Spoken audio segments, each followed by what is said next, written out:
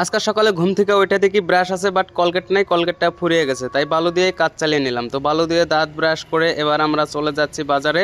তো আমাদের রান্নাবাড়ি আজকে নাই, কারণ আমরা কালকে আমাদের গ্যাসটা শেষ হয়ে গেছে। তো একটা দোকানে আসলাম, এই জায়গাতে রুটি পাওয়া যায় না, তো এই দোকানটা থেকে এবার আমরা অন্য একটা দোকানে চলে আসলাম। তো এই জায়গায় দেখতেছি যে রুটি বানাইতেছে, তো এবার আমরা রুটি নিলাম। তো সবাই আমরা 3-4টে করে রুটি খেয়ে সোজা কাজ ধরে নিলাম। তো কাজ ধরার পর এখন দেখি আমাদের লাইন কালেকশন নাই, তো লাইন দেওয়ার জন্য ওই বিল্ডিং এর উপরে যাওয়া লাগবে। এখন আমি দেওয়াল টপকাচ্ছি, তো দেওয়াল টপকানোর সময় মনে হলো নিজেকে ফাইটার ম্যান, ওয়াও। তো যাই হোক, আমি বিল্ডিং এর উপরে চলে আসলাম। এই যে পোস্টার, এখানে আমি লাইন কালেকশন দেব। তো অলরেডি আমার লাইন কালেকশন দেওয়া হয়ে গেছে। এবারে মামা দেখুন এখানে মাদের বাসবোর্ডের টিন গুলো রেডি করে নিচ্ছে। আর এখানে মিস্ত্রি চাকু দিয়ে খেলা করতেছে, মামা বোর্ড ফিটিং করতেছে, মানে মেশিন ফিটিং করতেছে। আমরা মেশিন দিয়ে চালগুলো লাগাবো। তো কাজ শেষে আমাদের রাত হয়ে গেল, এখন আমরা রান্দাবাড়ি করব। রান্দাবাড়িতে রয়েছে মাছ, আলু ও বেগুন। তো মাছগুলো